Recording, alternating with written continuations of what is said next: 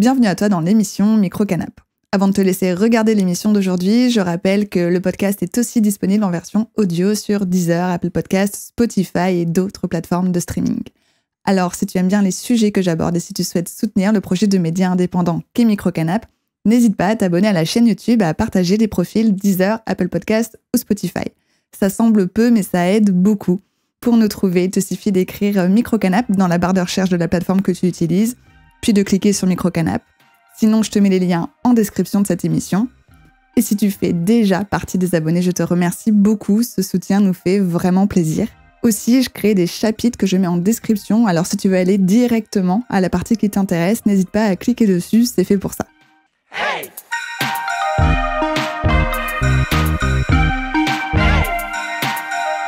Micro-Canap!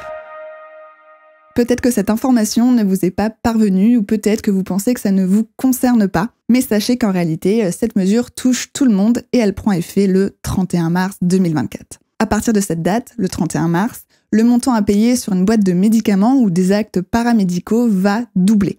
Ce montant, ça s'appelle la franchise médicale. Et cette franchise, elle augmente car le gouvernement veut faire des économies pour garantir le financement de la sécurité sociale. Et en fait, c'est surtout pour faire face à la dégradation des comptes de la sécurité sociale. L'augmentation de cette franchise médicale était en discussion depuis l'été 2023, dans le cadre de la construction du budget 2024. Et cette augmentation, elle a été confirmée par Emmanuel Macron lors de l'une de ses conférences de presse qui s'est tenue le 16 janvier dernier. Selon le gouvernement, cette mesure permettrait de réaliser 800 millions d'euros d'économies.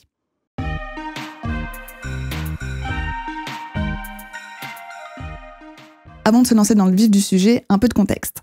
La franchise médicale, elle est entrée en vigueur le 1er janvier 2008 sous la présidence de Nicolas Sarkozy au sein du projet de financement de la sécurité sociale de l'époque. Depuis sa création, c'est la première fois que la franchise médicale augmente. Alors sur quoi est prélevée cette franchise médicale et pourquoi vous n'en avez pas forcément entendu parler avant ? Déjà, si vous n'en avez pas vraiment entendu parler avant, c'est que son prélèvement il est réalisé directement lors des remboursements faits par la sécurité sociale, après un règlement à la pharmacie ou après un soin par exemple. En gros, pour une boîte de médicaments à 10 € achetée en pharmacie, on vous rembourse 6 € au lieu de 6,50 €.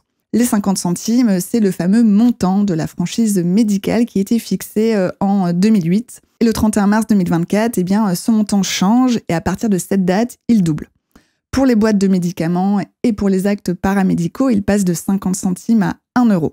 En gros, à partir du 31 mars, au lieu de vous rembourser 6,50 € sur cette fameuse boîte de médicaments à 10 €, on vous remboursera 5,50 €. En cas de tiers payant, c'est-à-dire si vous n'avancez pas les frais de vos médicaments ou de vos soins, la franchise médicale est déduite lors d'un prochain remboursement, quel qu'il soit. Et sachez que, sauf exception, les mutuelles ne prennent pas en charge le montant de la franchise médicale. Sachez qu'il y a tout de même une limite, entre guillemets, à cette franchise médicale puisqu'elle est plafonnée à 50 € par an pour l'ensemble des actes ou prestations concernés.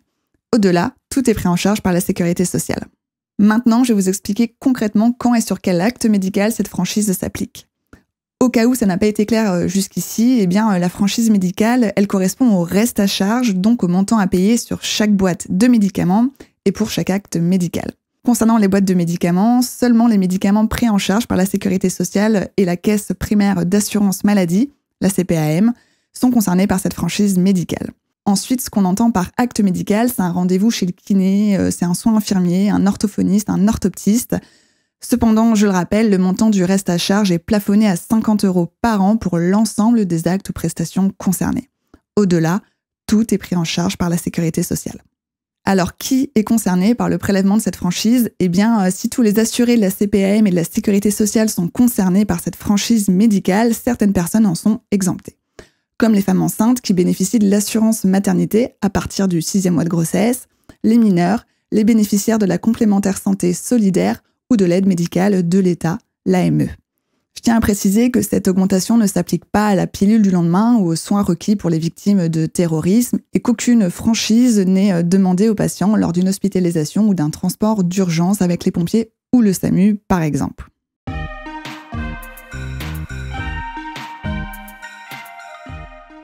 Ce n'est pas tout et peut-être que là aussi, vous n'en avez pas entendu parler. Il y a autre chose qui va augmenter ce début juin 2024. C'est la participation forfaitaire. Avant, son montant était de 1 €, tandis qu'à partir de juin, il double lui aussi. Il ne pourra pas être inférieur à 2 € ni excéder 3 €. Comme la franchise médicale, la participation forfaitaire est plafonnée à 50 € par an. Au-delà, tout est pris en charge par la sécurité sociale. Alors la participation forfaitaire, c'est un montant que vous devez payer lors d'une consultation ou d'un acte réalisé par un médecin généraliste ou spécialiste lorsque vous passez des examens et des analyses biologiques, sans oublier aussi les transports sanitaires, donc ambulance, taxi médicalisé par exemple. Et ce, quelle que soit la prise en charge par l'assurance maladie et votre complémentaire santé. Alors peut-être que pour vous, cela ne change pas grand-chose, puisque les plafonds annuels, 50 € pour la franchise médicale et 50 € pour la participation forfaitaire restent identiques. C'est-à-dire que jamais vous ne paierez plus de 50 € par an, puisque une fois atteint ce plafond, la sécurité sociale prend en charge cette part. Eh bien, cela peut poser problème pour des personnes ayant de faibles ressources et ayant besoin de nombreux soins. Concrètement, cette mesure, elle permet de financer plus rapidement notre système de santé et donc de préserver la sécurité sociale. Car oui, il y a des personnes qui vont rarement chez le médecin et qui donc n'atteignent jamais les plafonds des 50 € annuels. J'en ai déjà parlé au début de cette émission, mais je le rappelle, le doublement de la franchise médicale a pour but de réduire les dépenses de la sécurité sociale et de minimiser la dette du pays. D'après l'ancien ministre de la Santé, Aurélien Rousseau, cette augmentation permettrait de gagner 17 € supplémentaires par Français et par an. C'est-à-dire éviter près de 800 millions d'euros de dépenses pour l'assurance maladie.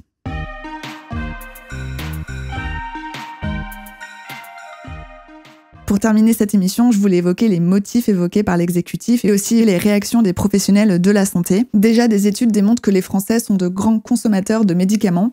Et pour le président, cette augmentation permettrait de responsabiliser les Français, car on consomme trop de médicaments quand dans le même temps, nous avons l'une des médecines les plus socialisées du monde. Toujours selon le président Emmanuel Macron. Le gouvernement voit donc ici, dans cette mesure, l'occasion de faire d'une pierre deux coups, en réduisant les dépenses et en responsabilisant la population quant à sa consommation de médicaments. Cette mesure a fait réagir de nombreux professionnels de la santé qui craignent une augmentation des inégalités concernant l'accès aux soins. En fait, les syndicats craignent que certains renoncent tout simplement aux soins. La Fédération d'associations de patients France Asso Santé et le principal syndicat des médecins généralistes, MG France, redoutent également les effets de cette augmentation pour les personnes les plus précaires, mais au-dessus des critères des minima sociaux. Pour aller plus loin, MG France dénonce une mesure inégalitaire qui revient à faire payer les plus modestes et les plus malades. Je te remercie d'avoir regardé l'émission d'aujourd'hui. N'hésite pas à nous suggérer des idées de sujets en commentaire. Et si ce n'est pas déjà fait, n'hésite pas à t'abonner à la chaîne YouTube et à aller suivre Microcanap sur Instagram et TikTok. Et puisque l'émission sort tous les jeudis, je te retrouve la semaine prochaine pour un nouveau sujet. Microcanap!